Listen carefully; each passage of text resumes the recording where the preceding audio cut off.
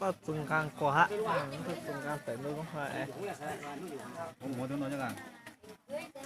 à tôi một tí quá bà Chung nó không mua. tôi một tí quá sự tình mua à tôi chưa hả Tắm mua này á. anh nói cho hấp quá tự yếu là yếu xưa hay là Cho bên đấy chúng mình qua. để chưa lâu thì mà ta sự mà ta nhìn nhìn chưa lên Không qua. Nó sướng.